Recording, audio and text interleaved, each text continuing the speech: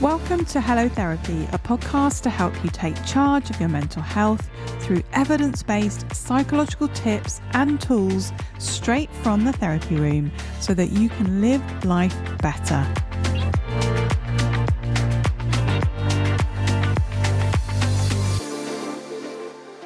The term high-functioning anxiety gets used a lot in social media, but what actually is it? And what can we do about it? Well, today I'm joined by Dr. Dianne Everitt. Dianne is a clinical psychologist and clinical director of Dianne Everitt and Associate, a private psychology practice. Dianne has expertise in working with high achievers, and in our conversation, we delve into the complexities of high-functioning anxiety and burnout. We discuss what high-functioning anxiety is and where it shows up. And we also discuss some really helpful practical tips on how to cope with it, which include things like how to expand your comfort zone, negotiating self-care in your relationships, and addressing that inner critic. But before we jump into the episode, don't forget to hit that subscribe or follow button to help support the show. So let's dive in. So welcome, Dianne, to the Hello Therapy podcast. It's lovely to have you here. Thank you for having me. It's lovely to be here. Do you want to introduce yourself and tell our listeners who you are and what you do? Yes. So I am a clinical psychologist. My name is Dianne Everitt. I worked for the NHS for a number of years in what was called medically unexplained symptoms, and decided to move into private practice after having my second child and coming back from maternity leave. Have been in private practice since 2017 and have kind of found my way in that. And I suppose my specialism has found me. It's what I've naturally gravitated towards, is working with high achievers. I really enjoy that work.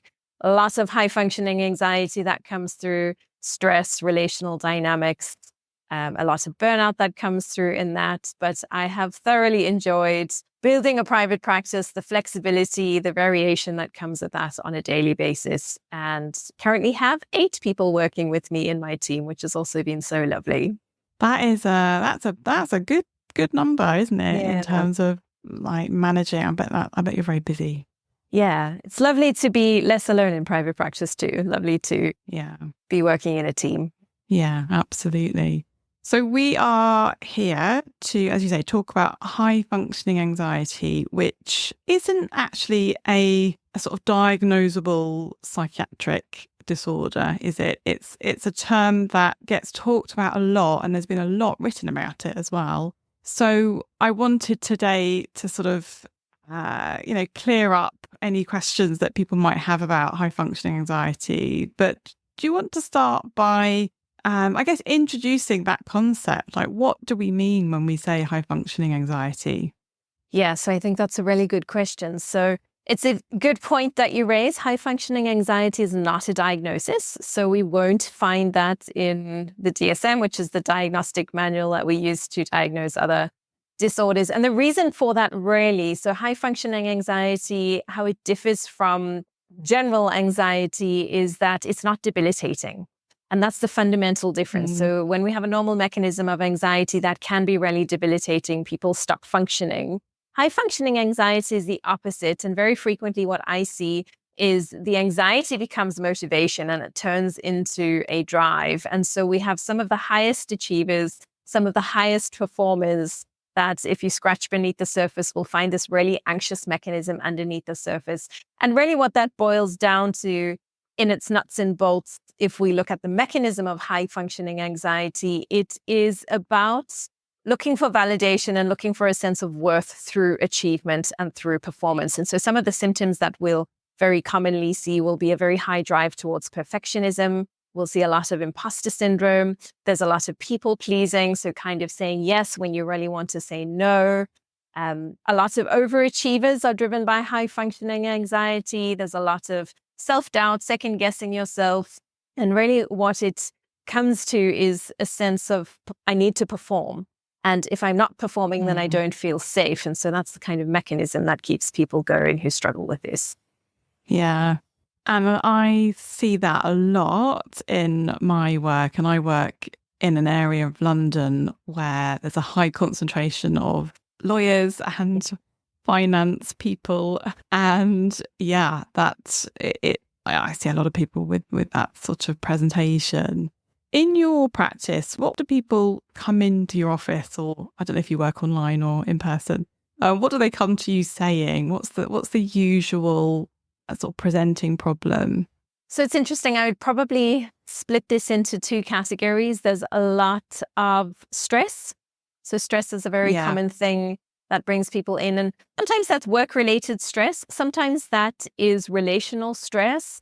But there's kind of a difference in my mind. So we have the stresses, and those are the everyday things that we face on a daily basis. And then we have the interaction of how those stresses really impact us, or how we cope with them, how we activate resilience, how we regulate ourselves. And so a lot of people will come with a presenting problem of either stress. Sometimes there's a mechanism of burnout, and that's the other interesting thing that we see a lot of. Burnout is a kind of byproduct of pushing past our capacity.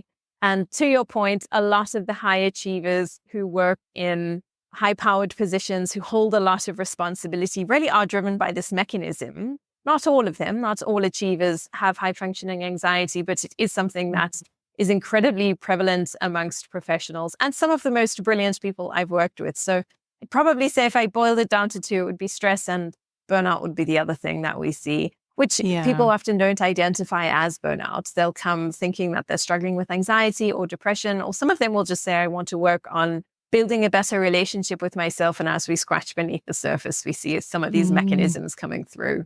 Yeah, and often what I see is people coming to me at their absolute rock bottom. Yeah. So they'll say, I can't work, I've been signed off work. Yeah. And that is unheard of. Like, that is a huge thing for people with high functioning anxiety who are high achievers. There's a lot of shame attached to that. And so, yeah, the burnout, the kind of, as you say, the point at which they reach where they just, they hit a wall. Yeah. And that wall feels insurmountable. So let's think about this burnout. So what for you, what are the sort of symptoms and the signs of someone who's rapidly approaching burnout? So I think the picture that you paint is a really clear one, because very frequently, especially the high achievers, those who expect themselves to be successful and really are positioned as that, people that often see them as the overachievers, and they are the ones who are always efficient. And so the vulnerability that comes with the admission of I can't keep going does usually have a lot of shame attached to it. And I think these two concepts really go hand in hand. So if we look at high functioning anxiety and that drive and that motivation, and really the dependence that develops in terms of my self-image becomes dependent on my ability to be successful, to achieve, to perform, then that becomes a bit of a hamster wheel that people get stuck on. And there really is no letting up on that. So a lot of what we'll see in high functioning anxiety is people working long and late hours, pushing past their capacity, finding it really difficult to switch off even when they do have downtime, and always feeling this drive towards productivity. And what we'll see is the wall that they hit. And that's the kind of burnout. Burnout is the byproduct and the fallout that we see. Some of the symptoms of burnout would be a reduction in motivation, things like procrastinating, not having the same tolerance that we've had for stress before. It's a kind of apathy that kicks in. I can't be bothered. And I think it's important to note that this is a deviation for this population group, a really significant deviation, and sometimes something they've never experienced before. They'll say, I've always been the most driven, most motivated. And so for me to wake up and go, I can't be bothered, what's wrong with me? Have I become a lazy person? And there is so much stigma that's attached to it. There really is. And often that's really difficult to get your head around, that idea of, well, I've been working for years to get to where I am, and now suddenly I just can't be bothered. Yeah. Or physically, I'm just so exhausted, I just can't get out of bed. Yeah. Or, all the usual things that I do to keep myself well, like, going to the gym and seeing my friend, like I just don't want to. Yeah. And that can, they can sort of come in saying, I actually feel really depressed. Yeah. But when you start to ask the questions, what you get to is, there was a whole process that led up to this, which started with that kind of need to achieve. Yeah. And being successful and being rewarded for being successful, climbing up the corporate ladder or whatever it is. And I think there can be there's a recovery period that needs to happen if someone reaches burnout, isn't there? How do you usually approach that in your work with clients? So burnout is something I really enjoy working with, probably because it's a really close to home process for me. So I've gone to the depths of burnout and really had to get very serious in my own recovery around what does the big conversation look like. So in my mind with burnout, there's a big conversation and there's a small conversation. And the big conversation is about the kind of macro factors in your life. So what are the major sources of stress? And sometimes people will be so burnt out that they will say, I've been signed off and I really can't see myself going back to that working environment. And then we're having a really significant conversation about making a drastic life change. In my mind, prevention is always better than cure. So if we can stop somebody from getting to that point, it's best case scenario. But sometimes we're having that conversation. What does it look like to make some major changes in your life in terms of your job, in terms of relationships, sometimes in terms of those major sources of stress? The smaller conversation for me is about the daily mechanism.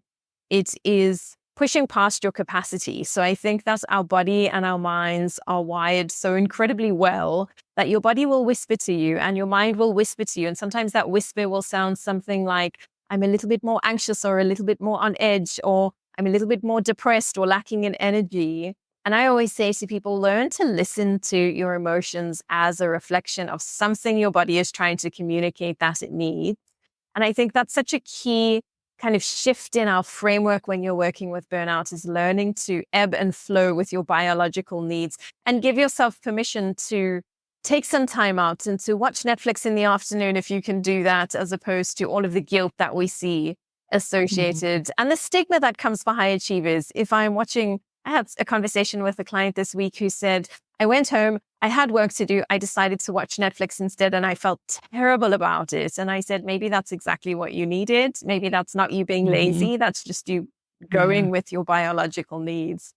And that's a profound shift that takes a little bit of digging to get that, but it's a whole reframe in how we really relate to ourselves. It really is, isn't it? And where my mind went to there was, I was thinking about the difficulty comes when you're in a really tough, perhaps toxic work culture or environment where, I don't know, maybe there's been some redundancy so that your sense of your job security isn't really there. You are amongst, a load of other high achievers who are in competition with you to reach the next rung of the ladder. And the idea of, when you reach burnout, the idea of taking time off or being signed off is just horrendous. And you said something really important there, which was giving yourself permission. So if you're listening to this and you are someone that has reached that point where you're at home and you feel like you can't function, it is so important, as you say, to listen to your body, to essentially do nothing, to rest and to sleep properly, to really work on the basics so that you can slowly recover. And then, as you say, prevention is better than sort of, managing the burnout when it's there. But with the prevention piece, again, it's the going back to basics. It's the, how are you looking after yourself? Are you taking lunch? Are you going outside of the office at lunchtime? Are you having breaks? Are you going to the toilet? These like really basic things that just fall by the wayside when you are particularly in a corporate environment, I think. Yeah. So I very frequently will say to some of my clients, I wish I could give you a bird's eye view snapshot into what I see and work with on a daily basis, because so many people, especially in these high functioning, efficient corporate environments, feel like they're the only ones. and they feel like everybody else looks like they have it all together and they're functioning. So what's wrong with me if I can't keep up with the pace? And what I wish I could do is give everybody a kind of glimpse underneath the bonnet to see how many people really struggle with this. This is the unspoken epidemic in the corporate world, is how many people are kind of burning the candles at both ends and not keeping up. It's like the swan paddling furiously underneath the water and looking like everything is collected on the outside. And really what I see on a daily basis, and I work with some very high-powered, very functional people, is something completely different. Our biology is not wired to go in the way that we push ourselves. But it's high-functioning anxiety is a powerful mechanism. And sometimes we can know the theory of what we should be doing. We talk about self-care a lot in our society. And sometimes I think that knowledge is not enough. It's looking at the obstacles of what is it. I think there's a reflective piece for everybody here, is what is it in me that stops me from putting those self-care practices in place? And what stops me from being able to have those preventative measures on hand? Usually a really high drive for, I need validation through my performance. And that becomes like the drug that we pursue.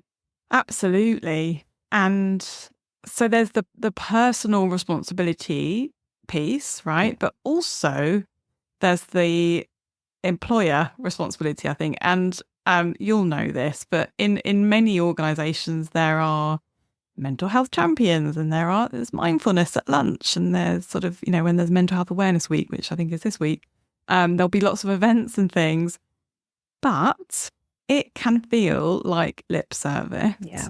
Because behind the scenes, you've got lots of employees, accessing their employee assistance program, saying they're really stressed, etc. So there is something that I think needs to change in terms of the conversations that are happening between managers and things like that, and in meetings.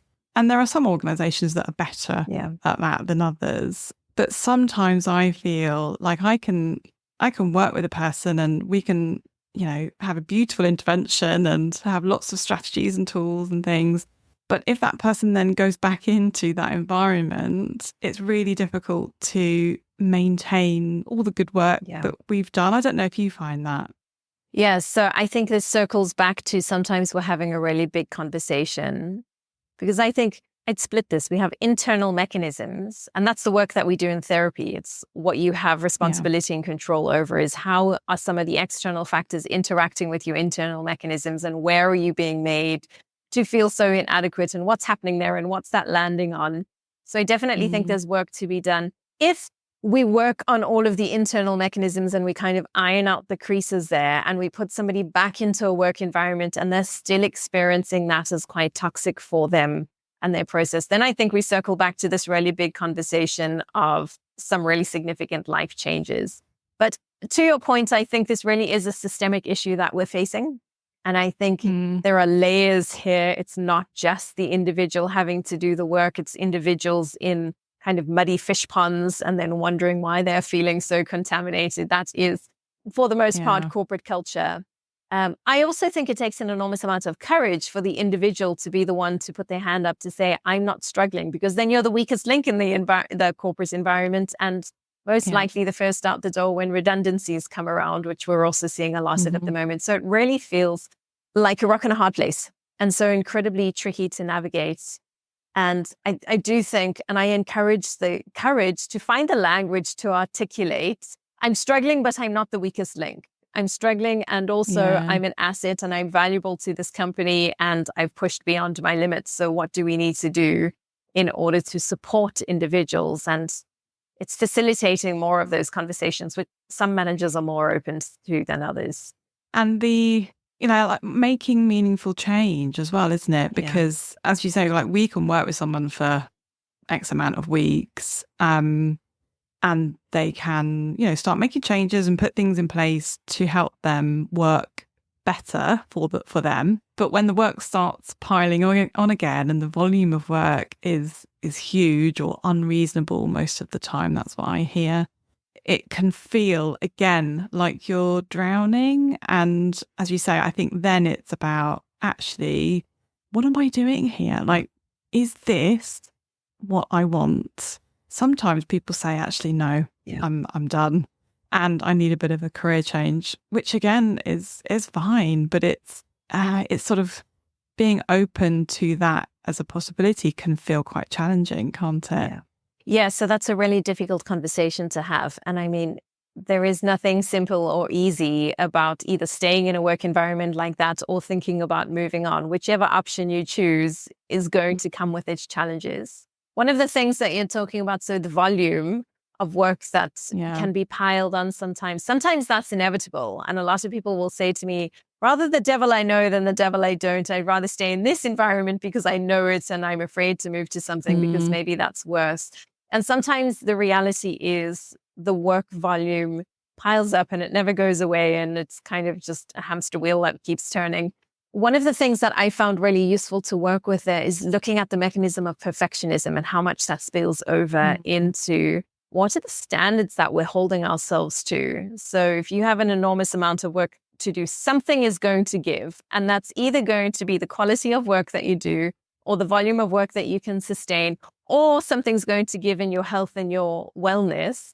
And so I say to people, let's be very conscious about the choices that we're making and not feel like we're kind of on autopilot, just making these decisions on default. And I think if we can bring that into the conscious awareness and part of the conversation, if I am going to hold myself to this standard with this volume of work, then what's going to compromise is either going to be my personal life and my relationships aren't going to be invested in as much, or, and I see this a lot, it's health or mental health that takes the plunge.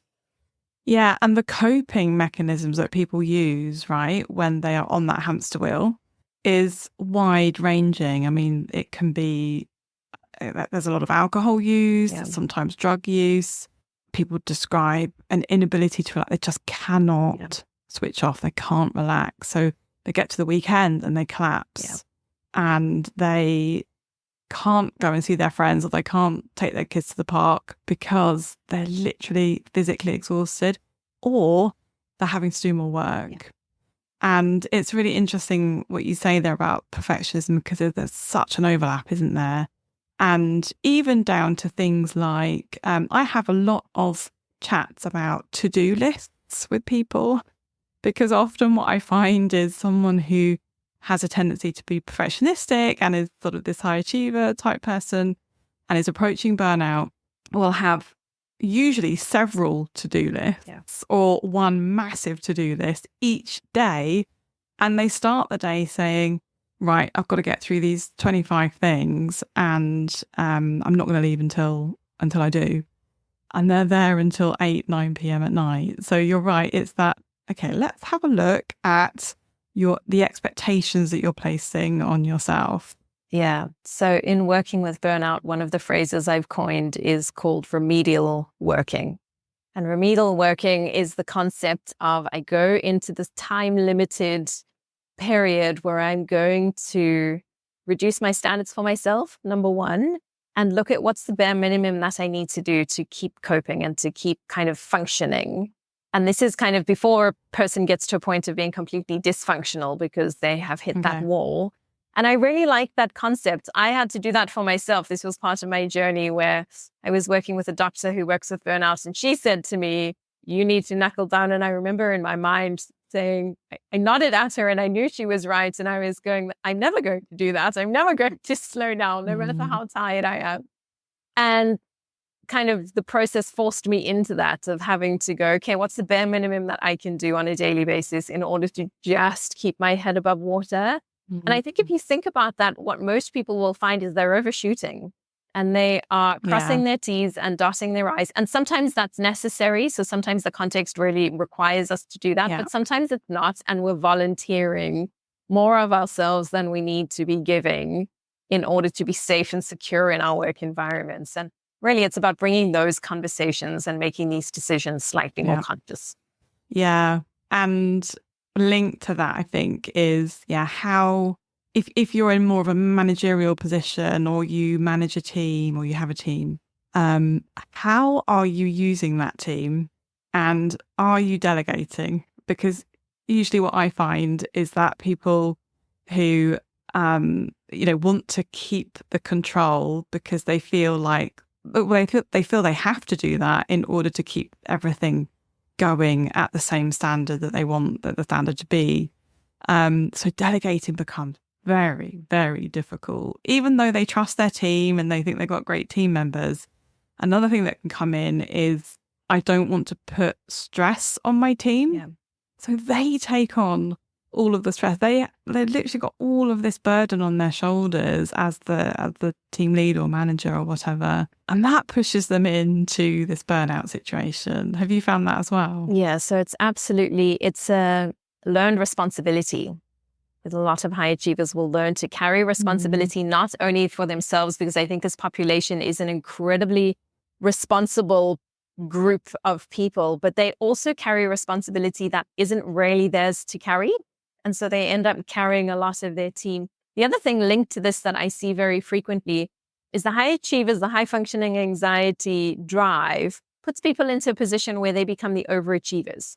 And so I always say there's one person in every team that becomes the go-to, where if we need something extra to be done, that's the person who's the most efficient, and that's the person who won't say no, and they're always on top of it. And so very frequently, these are the individuals that end up being that one person who becomes the go-to. And that's not a great position to be in.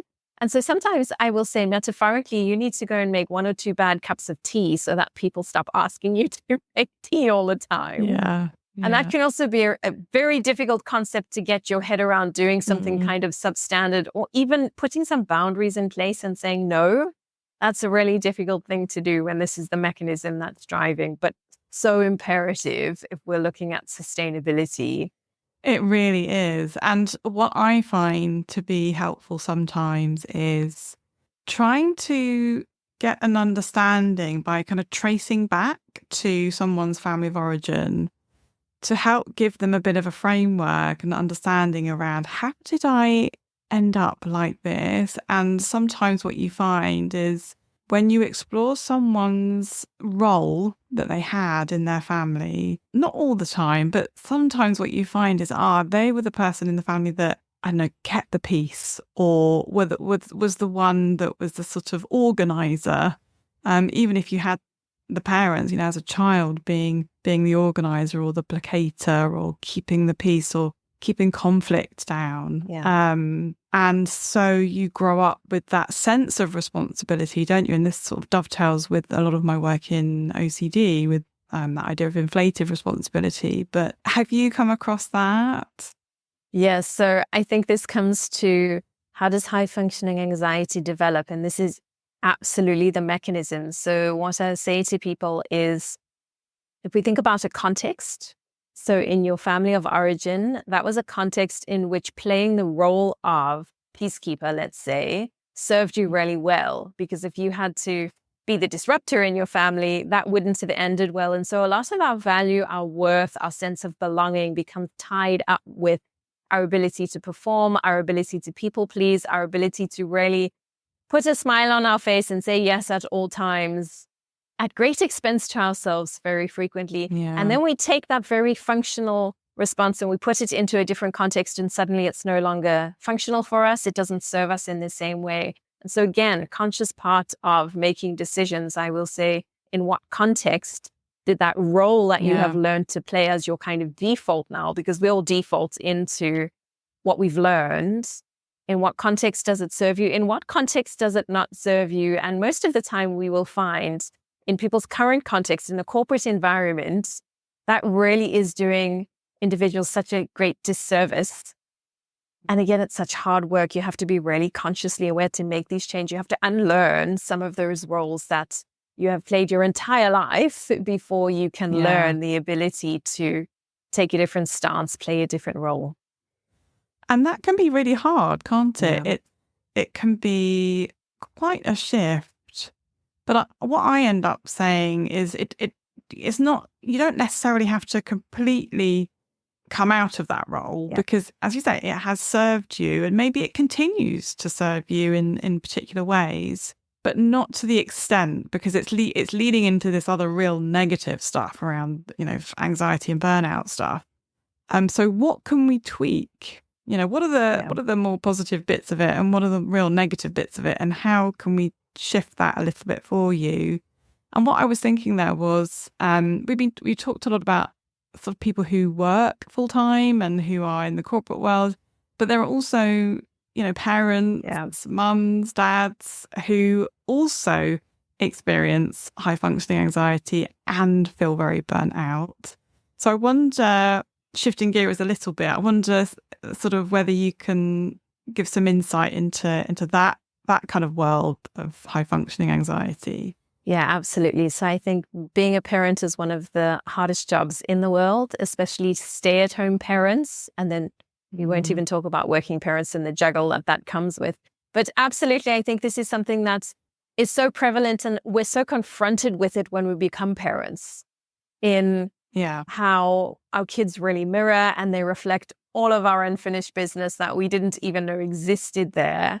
And so what we'll see is this drive towards perfectionism. I see this a lot in mums in particular, is a drive towards, I need to be the perfect mum and I need to be present for my child at all times. And we have this kind of cookie cutter mold that we create for ourselves. And if we don't fit into that, then we feel like we're failing. And so what that means is we're always on. Kids don't ever stop. Their needs don't ever get put aside. It is a 24-hour a day, 7 days a week job. And I think these very high achieving mums are extremely prone to burnout and very frequently do end up also just hitting that wall where they become a bit checked out. And I think the feelings that we'd look for there is feeling quite detached from parenting, feeling like it's overwhelming, where you don't enjoy moments with your kids anymore. Those are the kind of some of the markers and the telltale signs that we're looking for in parents. And again, very prevalent. Yeah, and thinking about context and environment, when you've got a child that's not sleeping and you've got another one at school, and as you say, you've had 2 hours sleep, and your perfectionistic standards are really high. I mean, it's just so hard. And pair that with, a usual scenario that I come across is, the other partner will be working full time and working very hard to keep everything going, but the person that's left at home picks up a lot of the childcare, is doing most of it, and the house stuff and life admin and all the rest of it. And so what we've been talking about earlier about, take breaks, manage stress, that kind of stuff, sometimes doesn't really apply, right? In the context of being a parent at home. Like, how do you do that? How do you get a break when your child is screaming in the supermarket aisle? Yeah. So again, I think this zooms into the standards that we hold ourselves to. So very frequently with the high achieving mums, what I will see is the laundry always has to be done, and the house always has to be clean, and the kids always have to be entertained and stimulated, and it's the next group that we're going to, especially in the younger years where it's a very physical demand. We have the sleep deprivation, we have tantrums that take a huge emotional toll on parents as we kind of absorb that impact. And so parents with mums in particular who are at home with young children, dads too, if they're at home with young children, are depleted really just on a biological level. And so I think there's 2 things that are really key with this. One is the standards that we hold ourselves to. So I will say to mums, if you are not on top of the laundry and you skip a load because it was a tough night last night, that's actually okay. The laundry will be there tomorrow. If your child has to recycle some dirty clothing, worse things in the world can happen. If your house is a little bit of a mess, it's okay. It's the remedial working concept. What's the bare minimum I can do? You do not always have to stimulate your child. If you need to lay down on the floor and let them play doctor on you because you're exhausted, absolutely let yourself do that. And again, it's the permission. It's giving ourselves permission to wake up in the morning. I think the second thing here is about learning to ask ourselves, this is probably one of my favorite questions as a psychologist. I use this with myself, is I will ask, what do I need in this moment? What does my body need? What do my emotions need? If I'm feeling like I'm really on edge and I'm strung out, I might need to have a moment. I've locked myself in the bathroom once to have a moment with screaming toddlers on the other side, just going, I'm taking a minute, I'm gathering myself, I'm catching my breath. And sometimes it really is just flowing. I need a slower day. I need to say no to that social activity. I need to rearrange something, and really just ebbing and flowing again with the whispers of our minds and our bodies. Yeah, Diane, I think we've all had the bathroom moments, haven't we, where we just shut the door, we lock that lock, Yeah. and we just take a moment. Yeah, it's so important, isn't it, to ask yourself that. I mean, that's a question that I ask myself a lot, and I'm constantly saying to my client this question: what do you need? What do I need? And that speaks to the self-compassion stuff, doesn't it? Really knowing, being kind to yourself and holding yourself gently. So the other thing, we haven't, I don't know if you mentioned it earlier, but another thing that can come along with high functioning anxiety and perfectionism is that inner critic that comes along and just says, you're not doing well enough. You did that rubbish and you've got to do all the laundry. Like, that's not acceptable. And that's the voice that gets you, that pulls you into having to do the laundry or having to, get everything perfect on this particular piece of work if you work in a corporate environment. And so a lot of my work is working with the inner critic as well, to sort of try and shift some of these behaviors and patterns of thinking. I'm guessing you do that too in your work. Yeah, it's such a pertinent point. And I think this is one of the key factors in how we work with high functioning anxiety. So research has shown that our inner voice is a construct that becomes internalized. And usually that's a combination of one or both parents, where we learn to internalize their voice. And so very frequently, if you have grown up with a critical parent, your inner voice will be incredibly critical of you. What I found very interesting is not everybody hears it as a critical voice. Some people feel it as a feeling, or it just feels so kind of embedded with who we are and how we think. And so I really think the first step with working with this is learning to hear it as a voice and learning to identify, hold on, there is a voice inside of my head that criticizes me on a daily basis. What's the inner chat? What's the inner narrative? So how I imagine this is like a cartoon character. You know, those old school Disney cartoons where you get the little devil on the goofy shoulder and the angel on the other side, and they would kind of whisper into the character's ear. I physically imagine it like that. I imagine there's a little devil in this side who is the voice of criticism. And one of the things that we're aiming to do with this is to turn the monologue of self-criticism, which just goes at you, into more of a dialogue. So you won't necessarily silence the inner critic, but what you can do is start to develop and feed what I call a voice of compassionate curiosity. And that is really just being curious about yourself, with yourself. What do I need? Why am I so agitated? Why did I lose my temper there? Why do I feel so spent? And why am I procrastinating so much? But not in a judgmental tone, because very frequently it sounds like, oh, why am I like this? I'm so frustrated with myself. And we're looking to shift that same question, just change the undertone into, why am I struggling in the way that I'm struggling? And I think the more we can practice that, that's a very tangible takeaway, is the more we practice hearing the monologue of criticism and then starting to play devil's advocate. Okay, if I was talking to a friend or if I was talking to somebody else, what would the voice of curiosity say? What would this look like if I had to have a compassionate conversation and try and understand some of my needs a little bit more? And that really, I think that's 50% of the work when we look at high functioning anxiety, is just getting that mechanism right. Yeah, absolutely. And that old classic around self-compassion is, what would my friend say to me right now? Because often I think if you can sort of put yourself in someone else's shoes and then look back at yourself, that can be quite helpful, can't it? And I think the other thing that popped in my mind there was, earlier, obviously we're talking about, working in the corporate world, etc. And what doesn't get talked about that much is men with inner critics. So I think when we think about self-compassion, I think tend to think more female side of things, but actually there are a lot of men out there who have awful inner critics that just are on at them all of the time. And often in my experience, that's just not recognized by the person. That's how it is. And that's how they've lived their lives so far.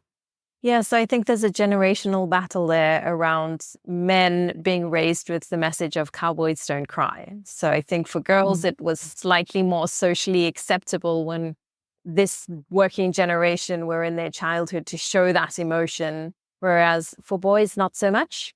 And so I think it's something that's really been shut down. I'm really optimistic about this because I think the narrative is changing. I think we are currently making history in how we're changing kind of gender stereotypes around this, but absolutely yes. And I think because so few men talk about this, it becomes this taboo. Again, I'm the only one. I can't really admit this. And there's such shame.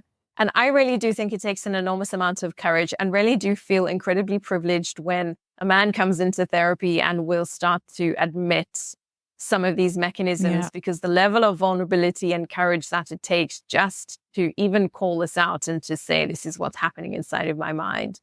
And it's profound. That for me is the beginning of such a profound journey, is just being able to find that courage and sheepishly put your hand up and say, I'm struggling with this. And I think vulnerability invites vulnerability. And so I will encourage my individual clients to be the person who takes the first step and finds the courage to say, I've been thinking about this, or I've been struggling with this. And what very frequently happens, people are surprised by how others will respond to that with shared connection and shared vulnerability and say, oh my goodness, nobody's ever talked to me about this before. Me too. And I've also experienced some of the things that you're talking about.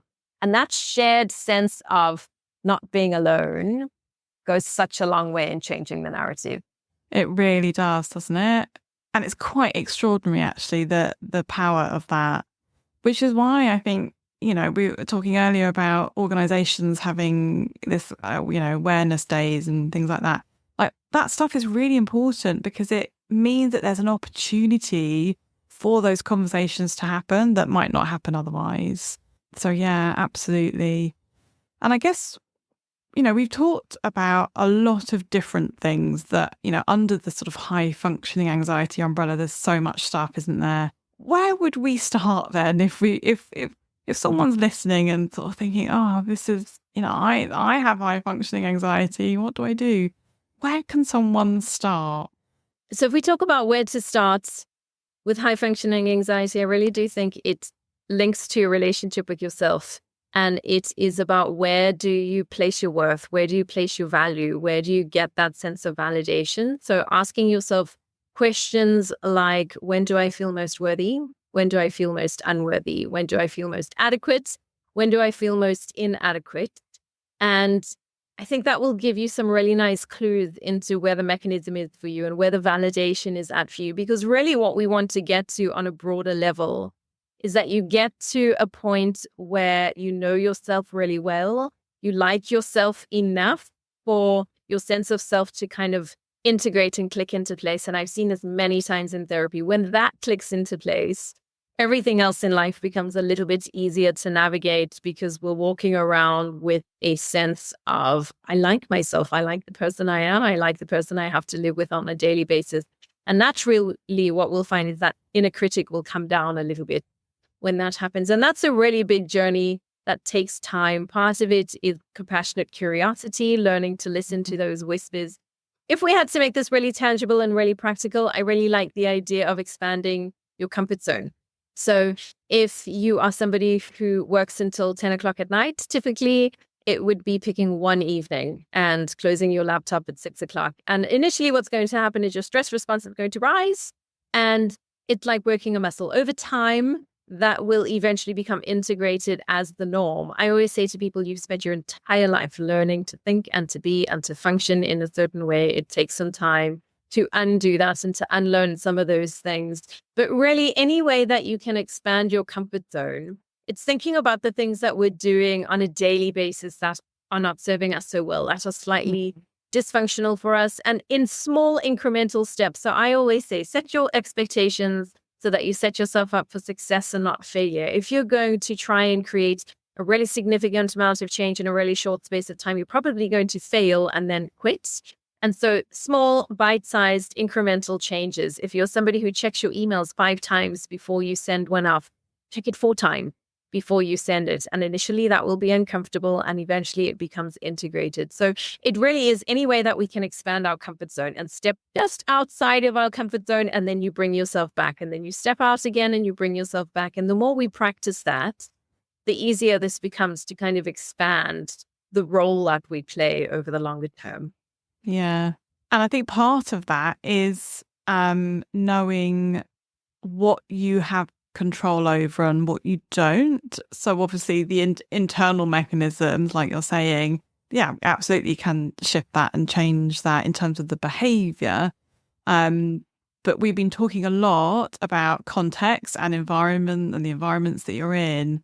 So maybe also just thinking about, is there anything that I can influence here? Like, can I tell my boss that actually the volume of work isn't sustainable? Yeah. Or if my partner comes home at 10 o'clock every night and actually by 8 p.m. I'm on the floor with exhaustion, and can I ask my partner to come home earlier? What would that look like? So as you say, it's the kind of small changes both internally and maybe externally as well that can make a difference. And I think what you're talking about comes to the courage and the ability to find the language and give ourselves permission to communicate what we need. So there's something I see so frequently with the high achievers is the expectation that they hold themselves to is I need to have it all together and I should be able to hold down a job and look after the kids and do dinner and clean up and keep going until 11 o'clock at night and not ever complain about it, because if I do, it shows weakness. And I think there's a mindset shift there that sometimes it's okay to ask for help. And sometimes it's okay to say, I don't have it all together. And again, there's vulnerability and there's stigma and there's shame, and we don't like ourselves very much when we show that lack of capacity. And so sometimes what we're working on in therapy is finding the courage and the language to articulate to a partner, what would be really helpful for me is if you on a Thursday night could come home at 6 o'clock and do dinner with the kids, for example, so that I can have a moment. And in that moment, take some time for yourself. Go and have a bath, go and read a book, go and do something where you give yourself that permission to switch off. Don't fall into, if my partner gives me the time I've asked for, I now feel pressure to be productive in that moment. All nice things to talk about. These things are so hard to put into practice when it comes to it, but it's being consistent. And the thing that shows up a lot in my work is, so the partner has agreed to come home earlier or gives, I'm saying in inverted commas, gives the person at home an afternoon off at the weekend. But what can come along with that is a lot of guilt. Like, oh, they work full time and they've had this to deal with and now I'm going off with my friends for the afternoon. Like that, I mean, that is so tricky and something that you need to address if that is showing up, because that will be a barrier. And that will be not only be a barrier to doing the self-care and going off and doing your own thing, but also a barrier to you asking for help or asking for, can we negotiate this? If you are in a partnership, really thinking together about what you both need and the time that you both need away from the family and from the house that isn't work, and what's the negotiation around that? Because it's so important to have time apart and as a couple to have time together too. Yeah, absolutely. So it is a negotiation. A lot of people will say to me, I feel selfish if I'm doing that, and that's a really big barrier that's very difficult to get over. And what I say in response to that really is self-preservation is key. It's not selfishness. You will be the best version of yourself as an employee, as a partner, as a parent, as a friend, when you are able to listen to the whispers of your body, take care of your own needs, and put yourself into that really healthy, wholesome place. And then selflessness flows, and it's easier to be supportive, and it's easier to work the long hours on the days that you have to. But really, it is a negotiation. So how I will encourage people to approach that is, it's a two-way negotiation. So I'm not just saying, can you take the kids so that I can have time out with my friends? I'm saying that's what I'm withdrawing from this currency exchange, and what I'm going to feed into that. What do you need? So that's my time out. Can I give you something where you go and have some time out? And that might look different for both partners. So one might want to sleep in on a Saturday morning, and the other one might want to go and play golf on the afternoon. They might be completely different. But I always encourage people to think about this as an exchange. So it's not that I'm just negotiating to be selfish and meet my needs only. I need things, and you also need something. So how do we collaborate and work together so that it's both and? Yeah. So takeaways from today. I think the takeaway for me is that, like you say, that comfort zone. I mean, I use that a lot in my work. I love that I have a visual in my mind of someone stepping outside of their comfort zone a little and seeing it as an expansive thing. You know, it shifts and it changes. What about for you in terms of there's like a one takeaway that you want someone to take away from this episode? What would it be as a kind of headline? So for me, the biggest thing would be listening to the inner critic. Okay. Because I think that is so pervasive. That's not just high functioning anxiety and burnout. That is pervasive across so many different challenges that I see. So I would say go and hear the voice of the inner critic and what that is saying to you on a daily basis. People are frequently surprised, and then go and work on turning that monologue into a dialogue with compassionate curiosity. Brilliant. Thank you so much, Dianne, for joining me today. Thank you for having me. This has been a wonderful conversation, very thought-provoking. Thank you for listening to this episode of Hello Therapy. If you found it helpful, don't forget to subscribe, follow, and review. You can get more well-being and mental health tips by joining our email list and visiting the resources section of our website at harleyclinical.co.uk. The Hello Therapy podcast and the information provided by me, Dr. Liz White, is solely intended for information and educational purposes and does not constitute personalised advice. Please do reach out to your GP or a mental health professional if you need support. Until next time, take care of yourself.